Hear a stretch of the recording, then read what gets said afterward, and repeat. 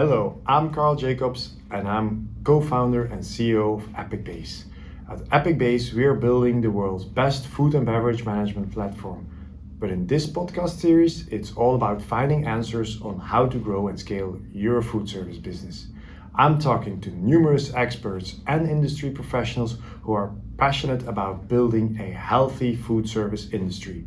Join me on this fascinating journey of entrepreneurship in food.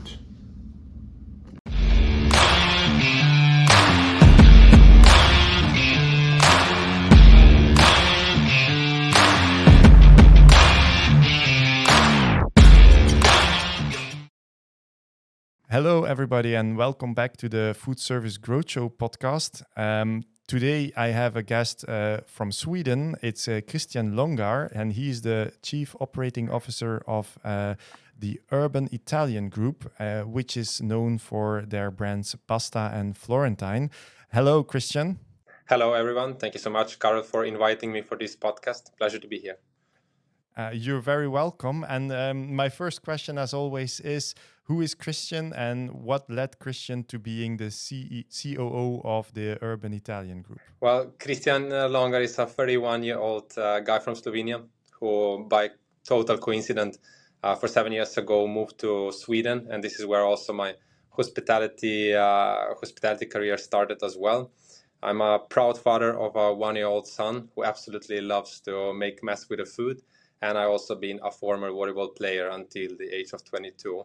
I love any kind of sports, and I also enjoy the food, any kind of food, not only Italian, although this is kind of a everyday menu thing. I hear you say you're a former volleyball player. Is that on a certain professional level? I don't think know so. you? I think I just realized that I'm not going to be able to make a living at that age, so I kind of redirected my focus on something else. But yeah, we had been champions in all the junior leagues back in Slovenia. So I'm proud about the boys and the team that we had back in the day. That's great memories I hear. And also, is this are you a very competitive guy? Is this something that you carry on today? I would say it's following me daily. That the competitive part is there with me for sure, and I think it's just a plus in this industry for sure. It's a plus. I was going to ask how do you experience being competitive in this industry, and is there anything that is useful in terms of analogy between sports and the food and beverage industry? Well, I would say just like the sports that gives you a fast thinking, you need to make decisions in no time. And when it comes to the competitiveness, also my two other partners in business, Robert and Brazos, both of them, they had been football players. So I think it's just a group of three very competitive guys who are spreading this energy inside of the company. And it's just as much that it's about the hospitality, the guest, as much as it's also we want to grow and we want to achieve something great. That will be definitely remembered by Urban Italian Group. Fantastic, yeah. And is this competitiveness something that you want to embed in your company culture? I mean, like, is everybody need competitive in a way, or is this something that just the three of you have? No, definitely not. I mean, the top management level for sure, some of them have it. We are trying to spread around. So by terms of competitiveness, means that to push one extra mile, so to say, whenever it's hard. Not to give up. That's definitely from the sports.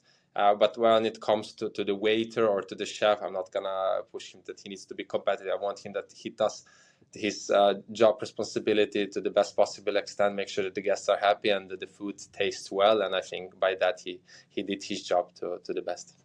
Okay, thank you very much for that short introduction about yourself.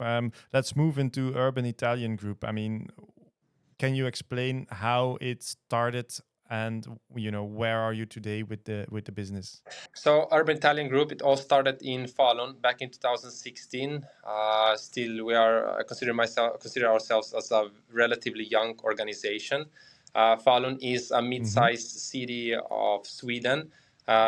Founder Brazer Boslak has been the one who established the concept. He came from his studies in the United States back to Sweden and understood that there's a lack of this home cooking, cool vibe that he has seen back in San Francisco, while in Sweden it was more like, okay, there are established concepts such as O'Learys, Pinchos, Pitchers, everything is the same, and then you have those small family-owned restaurants that were kind of disappearing, so to say.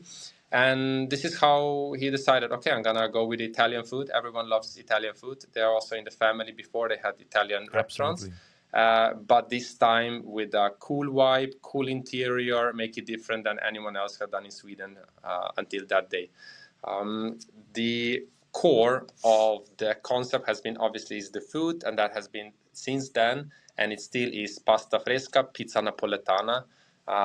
Pizza napoletana with great 72-hour fermentation, nice cornicione, good, making sure that we are importing great Italian ingredients from the tomato sauce to the mozzarella and so on. While pastas had always been with a touch to the local market in order to make the locals happy. So if they like the cream, we need to make sure that there's something with the cream, so to say. Since then, the concept of the food is still the same, except we improved the dishes drastically, while the interior-wise and the vibe has changed a lot. So we went from all the restaurants looking the same towards making sure that each and every restaurant that we are building looks completely different. And it's something that not only Sweden, not only Scandinavia, but in the world, people haven't seen before. This is something that gives the locals the local touch with the food that they want and creating the vibe that it's hard to beat. Obviously, in the combination with the great authentic service, so to say. So that's a little bit about the Urban Italian Group. Yeah, if I may pick in on this one, it's a very interesting concept, and you mentioned that every restaurant looks differently. How do you scale a business like that? Because, of course, the reason why most of the businesses look alike is because it is a very simple, let's say, thing to do, and to say, this table we're going to buy in hundreds instead of tens, and then we scale and we save costs and in that way. How do you do that when nothing looks alike? Well, there's just extra hours that we work, I believe so. Our interior design team works extra hard, and it takes extra hours to source all those secondhand interior details from Italian flea markets. That's basically it. We do have an idea of what we want to create. All of us, we love interior colors. We like to play around it. So it's a little bit of every new project is a gift, because we can do something amazing, something that no one else has ever seen before in a place that could look boring, but all of a sudden it's going to be there for 10, 15 years. And the most important thing is, I believe that we are thinking long term. So this is not something that we want to sell in 5, 10 years time, but we want to own it. We want to build a great hospitality group, and that includes that if we want to be competitive in 10 years time, we need to create something today that is going to be hard to beat in 10 years time, and that can only be achieved if you do it genuinely and authentically, so to say. Yes, and we've talked a little bit about the start of the Urban Italian Group. Today you are 8 venues. That's correct. We have 6 pasta restaurants, 1 Florentine, and we're just 1 month away from establishing the Umeo, which is going to be our northest restaurant until this day, which we are extremely excited, very much looking forward, and I think it's going to be another great opening for sure. All right. And what's the ambition? Where do you want to end in 10 years time, or not end, but where do you want to be in 10 years time in terms of, size, how many restaurants, how many brands, what's the idea? What's the plan? I understand. So for the moment being, we do have a clear plan when it comes to both Basta and Florentine. Basta is a well-established brand in Sweden. The idea is to start a restaurant in mid-sized cities of Sweden and larger ones, so to say, which gives us a position of 18 restaurants, approximately 18 to 20. The capacity of the current team or organization, so to say, is 2 Basta restaurants a year, perhaps 3 once we upgrade and acquire more talent that's going to be able to help us out.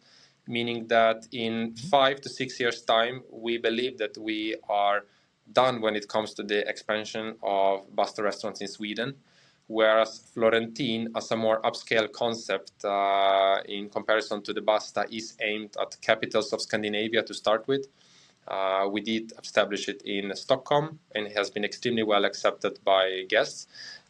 Next stop is definitely either Oslo or Copenhagen, and then it's also Helsinki as a future wish, so to say. So that would be the Basta and Florentine expansion. And in between all of that, we absolutely love Stockholm. It kind of grew to us. We are not from Stockholm, but it's starting to grow onto us. We know that there is, with a similar vibe, potential for a great Spanish concept, which is definitely one of our priorities whenever we are able to get a really nice place with a good position. So that can be the thing. And what's going to be in between, really hard to say. The business is the business environment is changing all the time, but for sure there is a growth strategy inside of the organization and the headquarter team. And if you talk about growth, you also need a lot of capital. I mean, is this external capital you're using, or is it organic growth? All of it is organic growth. So basically, we have zero debt. We are whenever we are building our restaurants, we are investing from our own earnings, our own profit, so to say. It's a challenge. It has been a challenging game from the beginning, but I would say like this: whenever there's whoever has a strong concept is able to charge more, because people are also willing to spend extra on the experience, not on the pizza, but they pay for the experience. And having that said, with a good cost control and a good sales strategy, and also restaurants being positioned on top spots with a strong concept as it is, we have been able to accumulate a certain amount of capital that is now serving basically as our own money to invest in all the future projects, renovations, and similar. That's pretty unique in the business. I think fast scaling businesses tend to use outside capital to do so. And if we have a talk about you mentioned it quickly, like we have a team that can open 2-3 restaurants a year. How big is the HQ team? Well, it's us three, the owners, and then it's another 7 people that are actively working with either economics or interior design, as well as the business control plan. Business control plan. And the food development, is this done centrally?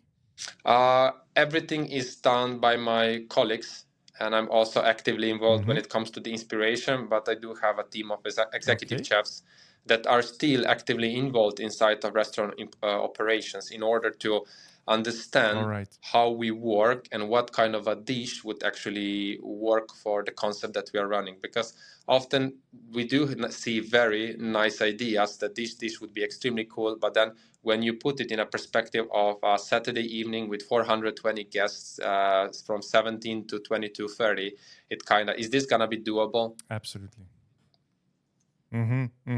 Yes, of course. That's the whole thing. It's easy to build a nice dish, but can you also reproduce it 400 times? Of course. Exactly. If I may, I believe all of the restaurants that you have are currently owned by Urban Italian Group. Is there anything that on your roadmap that would bring franchise in the picture, or is this something that you have actively decided not to pursue? That has been an idea from before, that this could be a franchise thing, when also the restaurant looked the same the initial first 2 years. But then we kind of realized that with that we're gonna lose the soul of the Basta back then, the feeling that the employees feel the same, think the same, and that we can connect them into one whole group that is going to be under Urban Italian Group. And so it also vanished the idea that this is going to be a franchise, meaning that there's no such thing on the roadmap that we would ever become that. We just want to do it on our own, and we also want to enable all our best talent who feel committed and have proven themselves that they also can become a business owners of their own Basta unit. as long as they are willing to move wherever that would be needed and stay there for a longer period of time, several years, so to say. We are willing to give away part of the ownership. Yes. Let's talk a little bit about your role. You're the COO, if I'm not mistaken. What does it entangle? What's your role within the business? Our organization, when it comes to the operation, is split on, just roughly speaking, on the back of the house and front of the house. My colleague Robert has been, and he's an expert in front of the house operation, has been working very busy places in London. He's taking care of anything to do with the waiters part, and I am taking care of my boys in the kitchen, so back of the house. For the moment being, more like when it comes to the executive team, just leading the team, giving instructions, following up when it comes to special events, and then more like strategically working when it comes to the menu and the ideas that I am seeing when we're traveling around the Paris and London, which serves as a great inspiration to our teams. Apart from that is obviously business planning and the strategy, where we're going, establishing the new units, the contact supplier, and any kind of new projects that are popping up, and we need to sign a contract and choose which one is the best, like gift cards, any kind of web stores that we are starting. So yeah, a lot of different things on the table, which just makes the day extra interesting, and we're coming by day. All right. And if you talk about, back of house operations, could you explain us a little bit how your team is structured? I mean, like, you're obviously responsible in the end, and you have the let's say, strategic vision there. But how is your team structured, let's say, below you hierarchically? We do have an executive chef in place, which is responsible for the Stockholm region.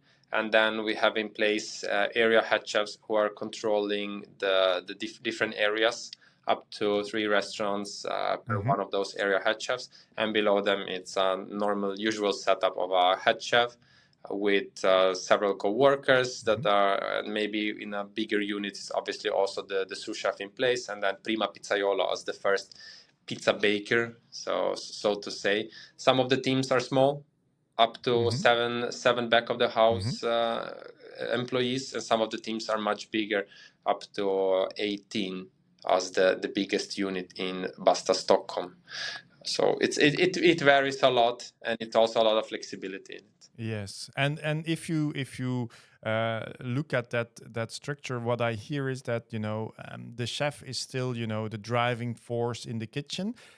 Has there been like a discussion where you say let's try and not eliminate the chef, but make everyone a chef, in a sense, like that there is no need for someone who, let's say, overviews the quality of the kitchen, so that you can roll out faster, or that you can save costs there?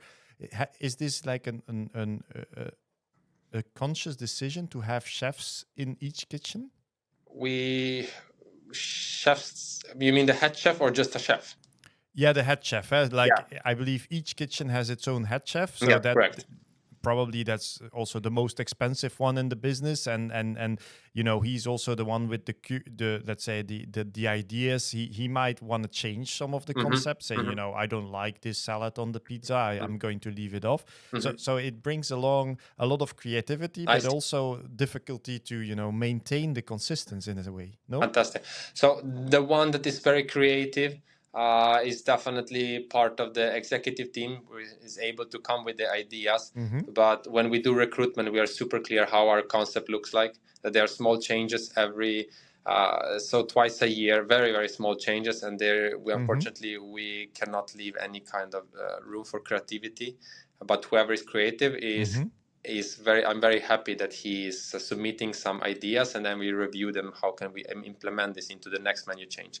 I wouldn't see the head chef or the chef as a cost, but I would rather see it as an added value to start with, in order to see, okay, what can this person create, instead of how much is it going to cost me? Meaning that there is a necessity of having a head chef or just a leader who is going to be able to speak with guys, see how they feel, and put them together, motivate them, so they're going to be on top of their game for the preparation and for the service time. We do work with people. We're not working with robots, and everyone has its own feelings. Everyone, there might be a conflict inside of the team, so there is always a great importance in having a leader who is a good communicator and have a sense of, can create a sense of fellowships inside of teams. But that is when I hear you say that, I think, is it correct then to assume that, you know, the head chef in these kitchens is more, let's say, involved in people operations than he is in creativity of new recipes, etc.? And is there an official way of, you know, that they can make suggestions? I mean, is there like let's say offsites where all the chefs come together and say, you know, can we do this, can we do that, or is this more on an ad hoc kind of collaboration? It's, let's say, during the year before the menu change is one of those that we just share on the WhatsApp group ideas and what we could do, and the chefs can do their ideas inside of their kitchens, so it's not forbidden. And then when it's time to do the menu change 2 months before, we are actually gathering together. We are putting on the list all the ideas, what could go out. We always look into the data, what has been selling bad, if there has been any kind of complaints that we had been getting through this period, and the dish might operationally not be the easiest, but there's a better way to do it. So there's always this brainstorming process where we are looking at, okay, the pricing, how much would that cost, what has been selling where there's some sort of an issue, maybe suggestion by guests that, hey, they would really love to see this kind of a sea bass carpaccio dish. Evaluating all that and then making a plan how we're moving forward. So there's always this funnel of ideas and different criterias. And yeah, it's a little bit of this brainstorming session back and forth. And how important is data in all of this? I hear you say that you look at what sold good and what sold bad. How important is data in the Urban Italian group? Data is everything. We're starting to understand what it means. Who owns the data is the king. It's just that the hospitality industry is so much behind with this kind of stuff, perhaps because Absolutely. they are so small players that would be able to invest into it or buy or be willing to pay for some very sophisticated Oracle programs that maybe ICA is actually able to afford. But what is Urban Italian and data? I would say that back of the house, not that much in comparison to what front of the house is using it for. I can say like this: front of the house, extreme focus on sales, on individuals, being able to track how they sell, at what point, how long it took, and then give relevant in-time feedback to every employee. They are also able to see that on the dashboard inside of restaurants, how the sales look like, as one part of the thing that I'm talking about. And then also the data is definitely a big help of Caspeco, building a great dashboard for us being able to track staff costs in real time, depending on each category. So depending on each section, from either back of the house, front of the house, and how all this is coming together. All right. Yeah. By the way, I hear you mentioning that you back of house, you don't have that many solutions because you think you're too small to have power. I think it's also something that, you know, the business needs a little bit of becoming conscious in a way, because I do think that a lot of chains do have the power to change things. But of course, if everybody thinks they don't have the power, of course, it's very difficult to make these changes. So I think it's a matter of time before also in the back of house, certain stuff will change and will move. So absolutely, sure, we're looking forward that your product will be future looks available in there. Swedish market. So we're able to take part of it and actually start optimizing in detail also our back of the house operations, from the ordering inventory, and then daily or not weekly track how much of each gram of mozzarella had we've been using, the cream and so on. So this part is definitely missing for sure. And then the second one, which is also missing, is the well-functioning kitchen displays for casual dining restaurants. McDonald's, Max, they have it for the fast food. They have been using it for many, many years, so there must be something good in it. And I know there is great potential to be unlocked in that segment when it comes to kitchen displays, to track how fast the food is going out, what kind of mistakes have been done, and so on. Just it's all about being able to give our chefs feedback, and also it's something about the control as well when you're not there on the spot to understand what has been going wrong, at what time we have been late, and how we can improve it for the next service. Definitely. Yeah, these tools are definitely there, and I'm happy to share some of the insights later on if you want. Let's move into another question, and that's international ambition. I believe. Do you have anything outside of Sweden today? Any business outside of Sweden today? Not really, except our suppliers that are outside of Sweden. But we just came from the business trip. We had been in Oslo for approximately 2 weeks ago. Has been a great time, good weather. They said it has been raining for 2 months straight, and when we came, it was sunny, so we saw the best of it. Extremely interesting business environment, restaurant business environment. A lot of great potential, a lot of cool vibe, and genuinity inside of the city itself. So we believe that with our vibe, relaxed, premium casual dining, we're going to fit extremely well with Florentine. So Brother is actively looking into expansion opportunities in there. All right. So Norway is the next step. Is there any limit to where you want to expand? Is it the Nordics, or is it Europe, or is there any plan on let's say international expansion? I mean, we do have this slogan inside of our tree of the headquarters that is grow fast, expand consciously, meaning that we do want to grow fast, but we also want to be conscious and careful how we're doing it. The Scandinavia is on the roadmap because we feel home, even though I'm not from here. The Scandinavia does feel home in so many ways.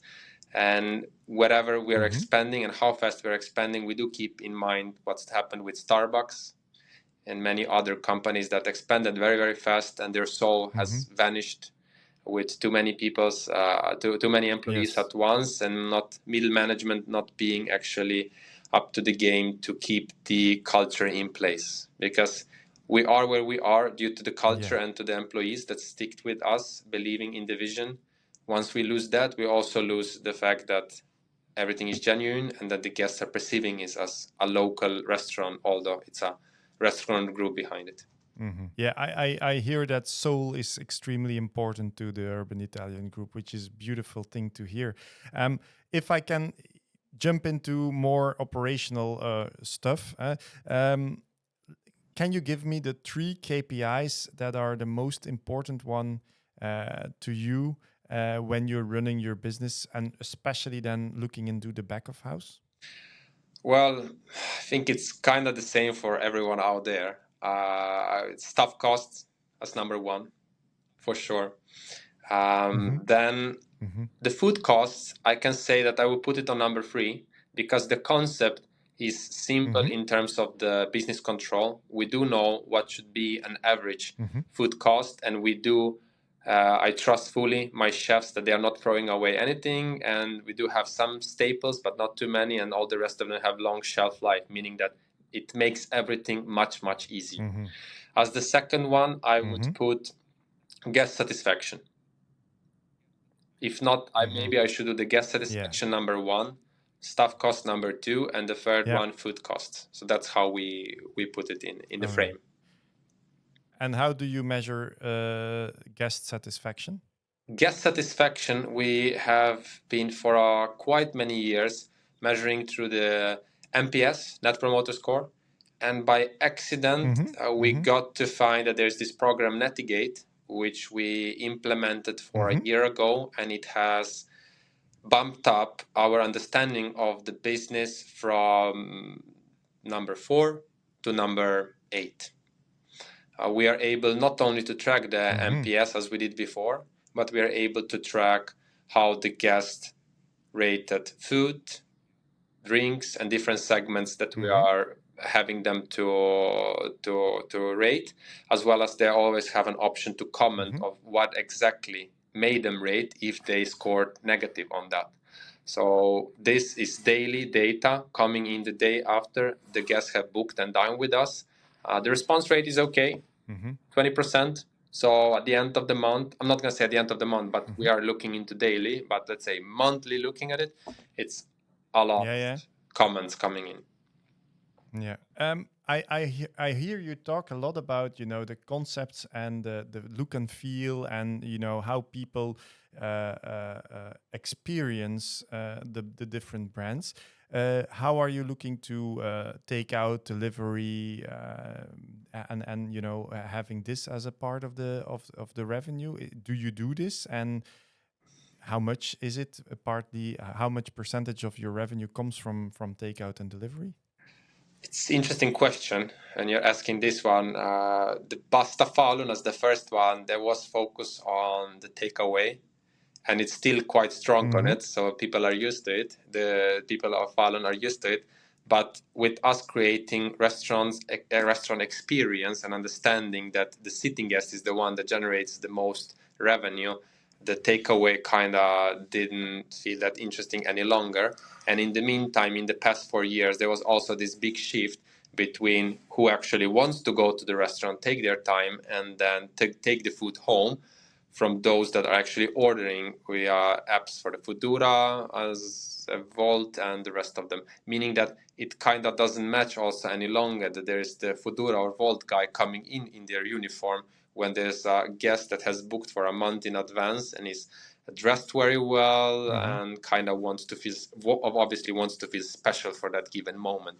So that's not our focus any longer, but we rather focus, okay, how to make this experience of a sitting guest as great as possible. Take them to the journey that they will be talking about to their colleagues, friends, and family, so we are able to get more guests and generate the returning guest ambassadors, so to say. And can you give us a bit of insight in how much percentage, or is that something that is negligible at the moment? Very, like how much percentage of the 0.3% maybe. Really that low? So actually you could actually say we don't do delivery or takeout anymore. It is, we are a restaurant experience. Absolutely. It stayed in Falun, as I mentioned, in Borlänge, because people are used to, but the rest of it is, we're focusing on the restaurant experience fully. Wow, that's great, and especially in a scaling business, the people expect that delivery is a big part of the turnover, but apparently you guys make it without. So that's a fantastic thing to hear. I think they're expecting, because the expanding businesses, all of them look the same and they associate them with a chain. But we are working hard daily to move ourselves from anything like that. So we are making sure that people are not associating us with a chain, but once again, it's a single restaurant that has been created for this city in with a very luxurious environment, but still with affordable prices. So anyone is welcome, meaning that there is none of that need of, okay, I want to order the pizza takeaway from there. We want that they order the pizza takeaway somewhere else, actually. And comfort. Well, that's a very very clear answer. We are almost at the end of the show, but I have one more question for you to ask. Can you give your insights on the trends of the restaurant industry, and what is going to be the thing that you are going to be excited about, and what is going to define the restaurant industry in the next 3 to 5 years? 3 to 5 years is quite short period. But anything can happen, though. I would say a big trend is plant-based. And what many restaurants, or even us, have been understanding is that it's not about the group of seven guests that all of them want to order vegan. It's about the girl, 15 years old, that is following these trends and is extremely conscious about the environment, very protective about it, definitely, which everyone should be, and wants to, and is in favor of a vegan, or if not minimum vegetarian food. And what does it mean in terms of a restaurant experience? It means that, the choice of the restaurant that she's going to be eating is that it's not her that is paying. It's her father, it's her grandfather, or someone else from the family that is paying. And me as a father, it's not me any longer who's gonna decide that I'm deciding what I'm gonna eat. I want to make sure that my son is gonna be happy. So that family of eight family members is no longer going where the father likes his steak, his favorite bistecca florentina, but they are deciding upon what his daughter is proposing, because it's all about making sure that this family is going to be happy and they're going to have a good time together. So it's extremely important to be aware about the plant-based trend, new products coming in, and find the solutions that are actually going to work for our menu and the type of the concept. Any kind of 3D printing meat, and the delivery guys, so the Martin Cervera and the other ones, they're already coming up with certain solutions. Extremely interesting to look into and to have it as an offer on the menu. I had been listening to your pod where you've been together with the Max Sustainable chief person. Very interesting what he was saying about the halloumi and then the vegan thing that they're developing. I absolutely love the quality they're sending out, meaning that they're doing great stuff. Exactly. So that's a future, and I would say this is something to be very much careful about. And worst case scenario, what can happen in this world is that something really goes bad, and all of a sudden it's gonna be either all of us we're gonna be full on electricity and full on the plant-based food, meaning that there'll be so many businesses that can just vanish from this year to another, and there's gonna be a new business opportunity for all those that will create a fully plant-based. Now I'm imagining how bad it can be, just as it happened with the corona, all of a sudden everything changing. But for sure, keeping an eye and grasp and actually actively participating when it comes to the development of the dishes. So one is not left behind, because if that happens, then you're already too late. It's too late. So that's kind of the biggest risk and the biggest trend, as far as I see it, when it comes to the food specific. Yeah. Final question, back to you, back to your career. What has been a aha moment in your business? In your career as a business operator and as a COO? What's been the moment where you say now everything comes together? This might be very silly and very, very simple one for many others out there who are listening to this, experienced restaurateurs. I had the pleasure to work for a certain period under a command of a extremely good chef that has been running many restaurants in Slovenia. We worked together for a certain period, and he told me, for everything you need a recipe, even for this small thing, and for everything you need to quantify how people are moving, how long it takes. And so everything is in numbers and being as precise as possible. And I was like, that's not what you're talking about. People, they will everyone tries to do the best. It's just a little pinch of that, and it comes together very well. And then basically with the second restaurant that we opened, that's where I kind of really got it. It hit me hard when things haven't been working as they're supposed to. And the tablespoon of that, it wasn't really a tablespoon. What's tablespoon for me can be something different for another person. So 100 different things that can happen, meaning that was the biggest aha moment. And from there on, I kind of got obsessed with the systems, processes, and just quantifying everything what's possible in order to stabilize the final product. And by stabilizing, I mean that the quality is consistent, at least when the food is prepared in the preparation, and then it comes the second part, which is the actual cooking. So but yeah, that's kind of absolutely the biggest aha moment, and without it and without him, I wouldn't be here who I am. Kristjan, on that bombshell, I think it's a perfect moment to end the conversation. Thank you very much for taking the time, and to the listeners, thank you very much for staying with us. Fantastic. I welcome everyone to Sweden to dine in one of our restaurants, and wish you a great day. Thank you so much. Goodbye. Bye-bye.